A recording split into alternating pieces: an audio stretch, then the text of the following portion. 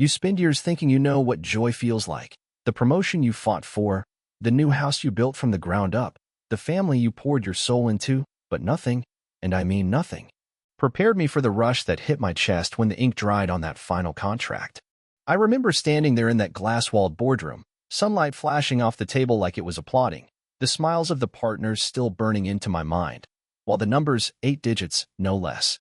danced on the final page like some kind of hallucination I didn't dare blink away. For 22 brutal years, I had clawed my way up from nothing, sacrificing nights, birthdays, vacations, and even pieces of myself I could never recover, believing, no, betting, that one day, all the pain would make sense, and for the first time, it finally did. My hands actually trembled as I shook the CEO's hand, the heavy ring he wore digging into my knuckles, sealing the deal that was supposed to change everything not just for me but for the woman I loved and the family I lived for. With the kind of giddy adrenaline that made me feel 20 again, I barely heard my team talking about drinks and celebrations, their voices blending into a background hum as I booked the first available flight back home. I imagined her face when I walked through the door a day earlier than she expected, imagined her pulling me into one of those tight, tearful hugs she used to give me back when money was tight and dreams felt impossible, before life got complicated. I could already see us sitting by the fire pit,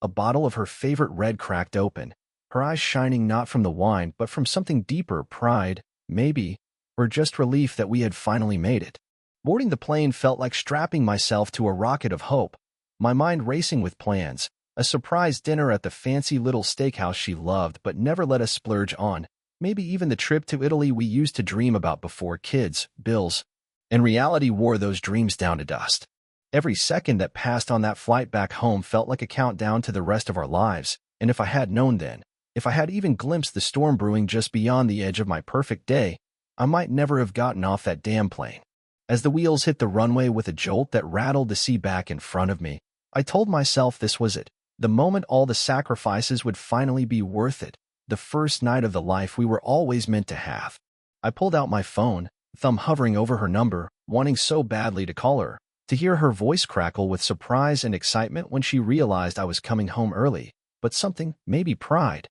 maybe the sweet hunger to see her face when I walked through that door, made me put the phone back in my pocket. No spoilers, I thought with a grin. Some moments deserve to be lived, not told. Little did I know, in just a few short hours, I would walk into a reality so brutal, so shattering, it would carve a scar across my life deeper than anything the long years of struggle ever could. By the time the taxi turned down our quiet, tree-lined street, the kind of suburban sanctuary we used to brag about to friends back when owning a slice of heaven still meant something, I was practically vibrating with anticipation. Staring out the window like a kid about to burst through the gates of Disneyland, desperate to see the glow of our porch light welcoming me home. Yet the moment my eyes locked onto the driveway, that familiar patch of concrete that had always symbolized safety, family, and hard-earned success, an invisible fist seemed to punch straight through my chest because there it was, my wife's silver SUV, right where it should be. But parked next to it, gleaming even under the dying light of evening, was a sleek, black luxury car I had never seen before, a low-slung, predatory thing that didn't belong in front of my modest craftsman-style house, any more than a wolf belonged inside a henhouse. I tried, God knows I tried, to reason it away, maybe a neighbor visiting, maybe one of her friends from work dropping by, maybe even some weird coincidence that would be nothing but a funny story tomorrow over pancakes. But the harder I stared at that car, the more a cold, suffocating weight began to settle onto my shoulders because something in the way it sat there, angled slightly toward the house like it owned the place, made my skin crawl with a dread so profound I had to steady my breathing just to keep from bolting like a spooked animal. The house itself only deepened the feeling, every window dark, not a single light flickering, no TV noise or soft music floating out to meet me like it usually did. It stood there silent and still, like a stage just before a tragedy unfolds.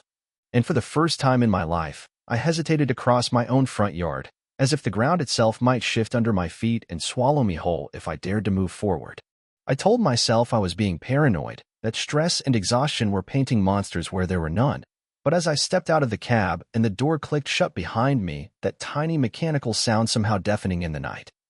a chill chased itself down my spine because nothing, not the years of overwork, not the endless sacrifices I made to keep this dream alive, had prepared me for the suffocating certainty that something inside that house had changed forever, and that whatever I was about to find, no amount of money, success, or desperate hope could ever put the pieces of my life back together again.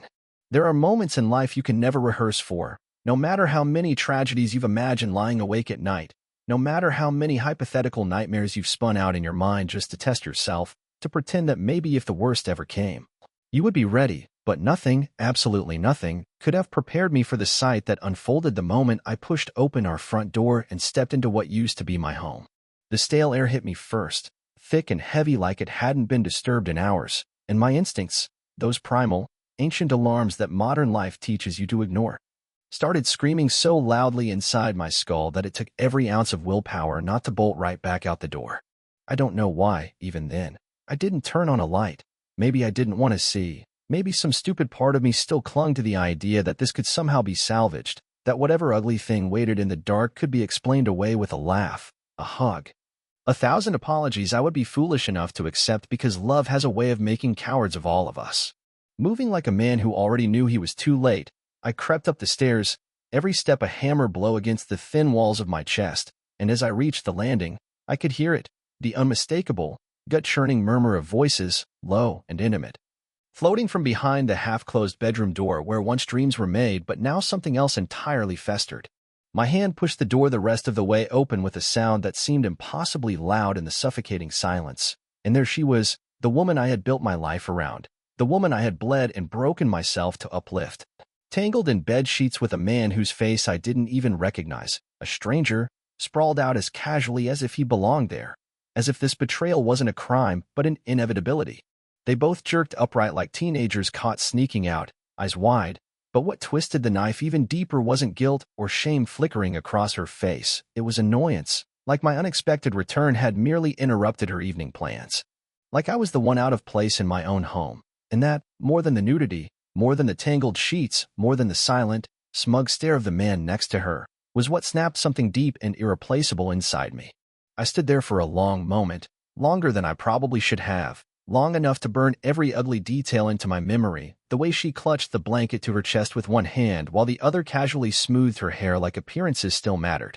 The way the man didn't even bother covering himself properly, just lounged there with a lazy smirk that practically dared me to react, to explode, to give them the drama they no doubt believed they deserved. But I didn't. I didn't scream, didn't cry, didn't even demand answers, because somewhere in that frozen, endless heartbeat, I realized the truth was already laid bare before me, grotesque and undeniable, and whatever illusion of love, loyalty, or partnership we had once shared had died long before I walked through that door. Without a word, without so much as a second glance, I turned and walked away, feeling the floor shift beneath my feet, feeling the old life, our life, collapse behind me like a sandcastle caught by the tide, knowing somehow, even then, that nothing about this night would ever really end until I made sure the betrayal carved into me tonight would cost her everything. The moment I turned to leave, the performance began, not with tears or pleas for forgiveness like some broken part of me still naively hoped for, but with the kind of cold, mechanical manipulation that only comes from someone who has rehearsed their lies so often they mistake them for the truth. It's not what it looks like. Her voice rang out across the hallway, desperate but strangely hollow, a clumsy script she had clearly written in the back of her mind for just this scenario, and the sheer audacity of it all. The nerve to pretend there could possibly be any version of this nightmare where she came out blameless, rooted me to the spot for one terrible second longer than I wanted. I didn't turn around, didn't dignify her betrayal with a reaction, but my ears burned as she scrambled for excuses, throwing them out like lifelines to a drowning woman too stupid or too arrogant to realize she was already beyond saving. "You're imagining things," she said next, her voice pitching higher, more shrill, as if maybe if she said it with enough urgency, she could rewrite reality itself, as if my eyes hadn't seen the tangled sheets, the sweat-slick skin, the smug stranger pulling on his jeans without even pretending to feel shame. Every syllable she spoke carved a little deeper into the raw wound already bleeding inside me, and yet even as she twisted the knife, she had the audacity to blame me, to spit out words so poisonous they almost made me laugh through the horror of it all. "You're never home anyway," she snapped, the bitterness in her voice cutting deeper than any blade, and in that moment I realized the truth was simpler, colder, more brutal than anything I had prepared myself for. She wasn't sorry, she wasn't remorseful. And she sure as hell wasn't the woman I thought I had married. She was a stranger wearing my wife's face, and whatever love I had once bled for her had died somewhere between her tangled sheets and her casual betrayal. Without a single word, not a curse, not a question, not even a glance over my shoulder, I walked down the stairs, each step a drumbeat of finality echoing in the hollow shell of what had once been a home. My body moving through the motions like a soldier retreating from a battlefield he never agreed to fight on. Behind me, I could hear her calling my name, the words brittle and meaningless, the desperation far too little and far too late, and though every instinct screamed for me to turn around and demand answers, to rage and tear and burn everything she had ever loved to the ground, I swallowed the fire rising in my chest and kept walking because some betrayals don't deserve the dignity of a response. They deserve silence, cold and absolute. Like the grave she had just dug for herself without even knowing it. That night, if you could even call it that, I didn't sleep, I didn't eat, didn't drink, didn't even have the strength to cry. I just sat alone in my truck, parked a few streets away from what used to be my home, staring blankly through the windshield as the hours bled together into one long, suffocating moment of disbelief and agony that no amount of rationalizing could dull. Every second dragged razor blades across my chest, and my mind, traitorous and relentless, decided to replay every memory, every sacrifice, every tiny piece of myself I had given her across the years with a clarity so cruel it felt like being disemboweled slowly, over and over again. I saw myself pulling all-nighters to hit deadlines while she slept peacefully upstairs, not knowing or maybe just not caring that the man she once promised to love was killing himself piece by piece to build the life she said she wanted. I saw every birthday she forgot to celebrate properly, every anniversary she dismissed with a "let's just stay in this year," while I sat there with a reservation already booked, a ring polished, a heart wide open and stupidly hopeful. It wasn't just the big milestones either. No, the betrayal rooted itself deeper in the quiet, ordinary moments, the nights I stayed late at work because she wanted to upgrade the kitchen, the weekends I skipped fishing trips with my brothers to repaint the bedroom she was tired of, the countless holidays spent driving across state lines to visit her side of the family because she insisted it was important, even when it meant missing my own parents last Christmas together. I thought of every smile I forced when I was bone-tired, every late-night talk about dreams we would never chase because reality had bills and stress and responsibilities, and through it all, I clung to the belief that one day, one damn day, it would be worth it because she would be standing beside me, proud, grateful, fulfilled. Instead, she was sprawled across our marital bed with some nameless stranger, and the brutal, stomach-turning truth was that none of it had ever been enough, not the money, not the memories, not the blood and sweat and tears. Because you cannot build a future with someone who is already searching for your replacement. At some point, maybe around 3 a.m., maybe later, I honestly couldn't tell anymore because time had completely lost meaning. The waves of sadness and anger and helplessness began to pull back like a retreating tide, and something colder, sharper, more deliberate started to take root in their place. A single crystallized thought so pure it cut through the haze of heartbreak like a blade. If she thought she could burn down everything we built and walk away unscathed, if she thought she could trade my years of sacrifice for a few moments of cheap thrill without consequences, then she had another thing coming because I wasn't just going to survive this betrayal. I was going to make damn sure she lived every miserable day afterward knowing exactly what she had lost and exactly what she had thrown away. By the time the sun crept up over the horizon, turning the sky into a bruised, unforgiving gray, I was no longer the man who had stood stunned in that bedroom doorway the night before. No, whatever broken, heart-wrecked fool I had been was gone, burned away by something colder, something sharper, something that whispered not just of survival but of victory. I drove straight from the edge of that neighborhood, where my life had shattered into pieces, to the office of a divorce attorney whose reputation was whispered about in hushed, reverent tones among the city's wealthiest. The kind of shark who could gut a marriage with surgical precision and leave the guilty party bleeding out in the gutter. Sitting across from her polished mahogany desk, still wearing yesterday's wrinkled clothes and smelling like smoke and despair, I laid it all out, the betrayal, the lies. The years I had wasted loving a woman who would rather roll around in our bed with strangers than honor the vows she so easily threw away, and to her credit, she didn't offer pity, didn't offer hollow words of sympathy. Instead, she smiled, cold and professional, and said simply, "Good. You came to me first." Following her advice to the letter, I didn't storm back to the house, didn't confront her with righteous fury or give her any warning. Instead, I played the role of the defeated husband, distant but civil, claiming I needed space to think things through. While in the background, I set the real plan in motion. Within 24 hours, I had a private investigator, an old-school professional with the instincts of a bloodhound and the ethics of a hitman, tailing her every move, slipping GPS trackers onto her car, cloning her phone with software so discreet she wouldn't even notice her betrayal bleeding out into my hands. It didn't take long, hell. It took less than a week for the first wave of evidence to come crashing in, a flood so overwhelming that it made the night I caught her with that first man seem almost quaint by comparison. Photos, text messages, hotel receipts, not just one affair but four, possibly more, stretching back over a year, stretching back into times when she had cried on my shoulder about feeling lonely or blamed me for being too focused on work. All while she was carving out a second life built on deceit and lust behind my back. Every file the investigator sent me, every candid shot of her laughing in the arms of some new lover, every sickeningly sweet text message she sent while pretending to be the devoted wife at home, peeled away another layer of the woman I thought I had loved, revealing something rotten and hollow underneath that no amount of money, no size of the house, no perfect family photos on the wall could ever cover up again. It wasn't just betrayal anymore. It was a declaration of war. And as I sat there in the half-darkness of my rented apartment, surrounded by stacks of damning evidence, I realized with a terrifying kind of clarity that she hadn't just cheated on me.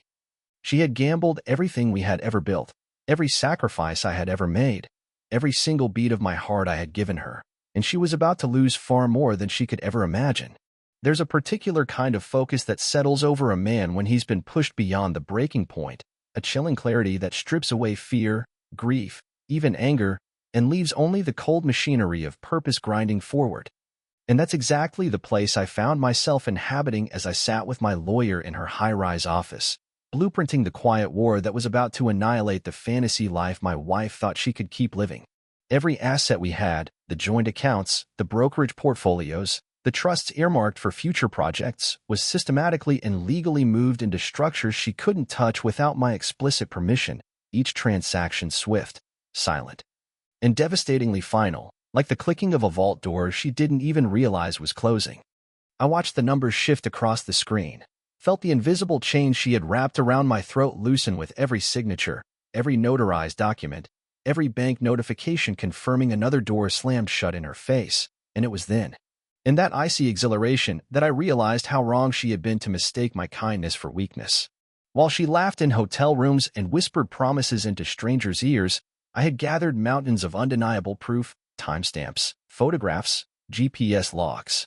explicit messages so vile and humiliating that even reading them felt like walking barefoot across broken glass, and each sordid detail was packaged, labeled, and stacked neatly into a file thicker than our entire marriage license and mortgage agreement combined. My attorney, seasoned in the art of obliterating marital fraud, prepared the divorce petition with surgical precision, citing adultery with evidentiary exhibits that would make even the most lenient judge blanch. It was not merely a case. It was an execution, and every sordid detail was lined up like dominoes, just waiting for the right moment to fall. I signed the papers with a steady hand, no hesitation, no second-guessing, feeling the final chain snapping loose as I realized there was no going back now, not even if the woman who betrayed me fell to her knees and begged. The man she married no longer existed,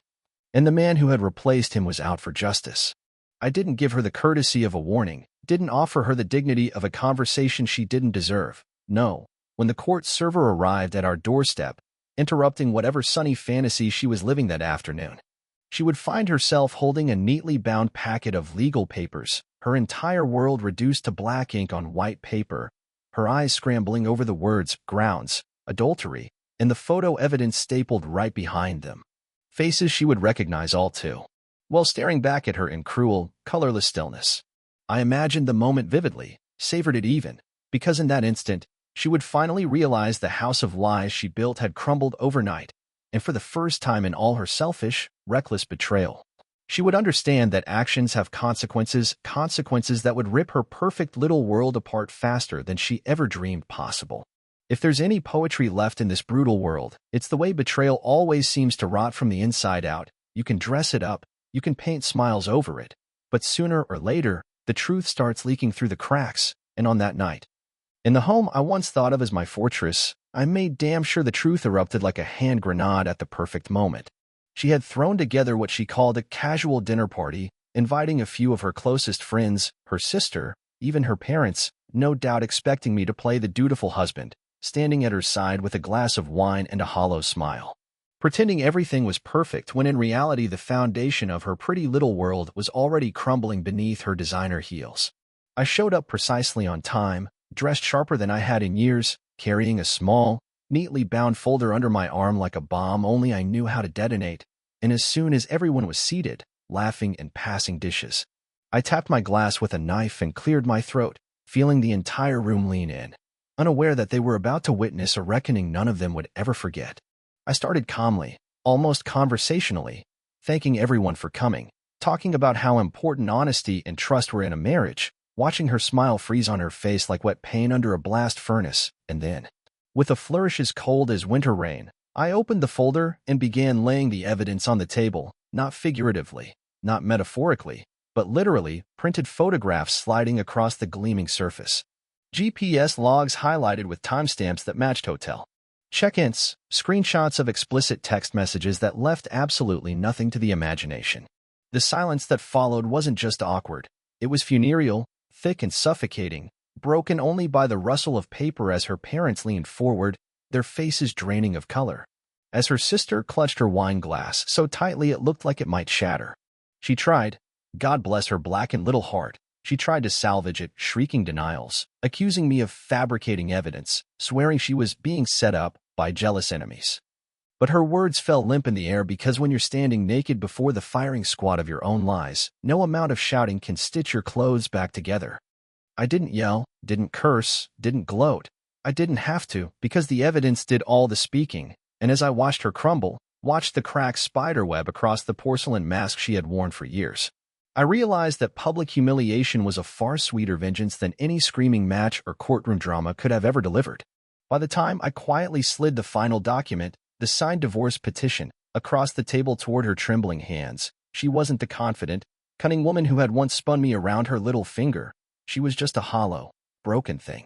scrambling for excuses in a room full of witnesses who now saw her for exactly what she was. I stood up, buttoned my jacket, and without so much as a glance backward, I walked out into the night, free, unburdened, and already miles beyond the wreckage she had so carelessly created. It's funny how quickly the tables turn when the lies run out, when the mask shatters and the world finally sees the wreckage underneath, because in the days that followed that glorious dinner party,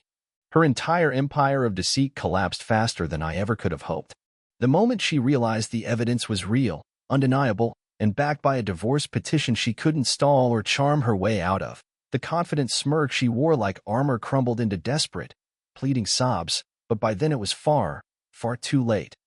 Every move she made only tightened the noose she had braided with her own lies. Thanks to the ironclad prenup, a document she had once scoffed at during our early years of marriage, waving away its significance like it was nothing but lawyerly paranoia, and the mountain of infidelity evidence meticulously gathered by the private investigator, she found herself legally entitled to little more than her personal belongings, a used sedan with over 100,000 miles on it,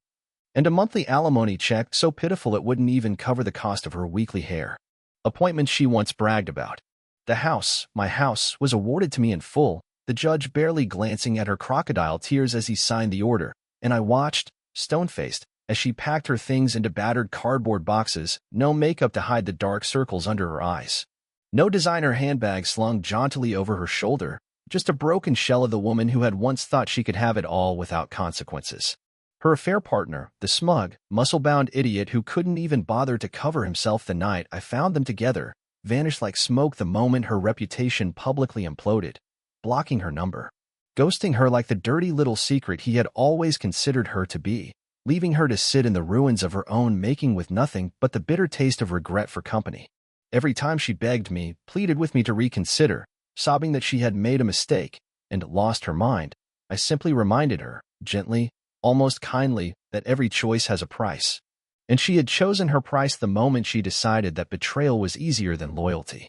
I could see it in her eyes, hollow and frantic, the slow, dawning horror as reality sank in. She had bet against me, bet against everything we had built, believing somehow that the grass was greener, that the thrills would outweigh the life we had built together. And now she stood with empty hands and a shattered future while I walked away with everything, my dignity, my fortune, my freedom, intact. There was no dramatic farewell, no final confrontation laced with passion or rage, just the quiet, brutal truth written across her tear-streaked face as she signed the final documents in silence, realizing at last that some losses can never be undone. And some men, once broken, do not rebuild bridges, they burn them to ash and walk away without ever looking back. Freedom has a strange weight to it, heavier and lighter at the same time, because when you finally cut away the people who dragged you down, when you burn the bridges that only led to betrayal, you don't just walk away with an empty heart, you walk away with a clean slate. And that's exactly what I did. Within 2 months of signing those final divorce papers, I sold the house she had tainted with her lies, packed up the pieces of my life that still mattered, and moved across the country to a city where no one knew my story, where the name she had poisoned carried no scars, no baggage, no whispered judgment. I found a place with tall windows and hardwood floors, close to the ocean, where the salt in the air reminded me with every breath that I was still alive, still standing, still capable of building something real, something that no traitor could ever take from me again. Professionally, I thrived beyond even my own expectations. The network I built was forged from respect, not appearances, and the people I met were cut from better cloth, men and women who valued loyalty, honesty, and grit, not flash and facade. Meanwhile, back in the ruins she had made of her old life, word traveled fast and merciless. Friends she once drank wine with on sunny patios turned their backs in hushed whispers, disgusted by the scandal she could no longer deny. Family members she had leaned on for sympathy grew tired of her endless stream of excuses and crocodile tears. Her new lover, if you could even call him that, had bailed without so much as a goodbye text once the money and the prestige evaporated, leaving her to sit alone in a dingy apartment she could barely afford, working a part-time retail job that paid little more than humiliation with every shift. She had gambled everything we built, the years, the sacrifices, the countless quiet acts of love that never asked for applause, and in return, she won a life she never wanted, empty, bitter, despised even by the people she once thought would always stand by her side. Sometimes I would hear rumors about her through mutual acquaintances, desperate Facebook posts, awkward run-ins at grocery stores, but not once did I ever consider reaching out, because what do you say to someone who threw away gold for dust? Today, when I sit on my balcony, coffee in hand, the morning light pouring across the water like a benediction, I don't think about her, not with anger, not with sadness, not even with pity. I think about the man I became when I finally stopped begging for the love I deserved and started demanding the respect I had always earned. Freedom, I learned, isn't free, it's bought with pain, with loss, with the slow, brutal realization that some people are only chapters, not whole books, and if there's one truth that I carry with me into every sunrise, it's this: freedom is priceless. And some lessons you have to pay for in full.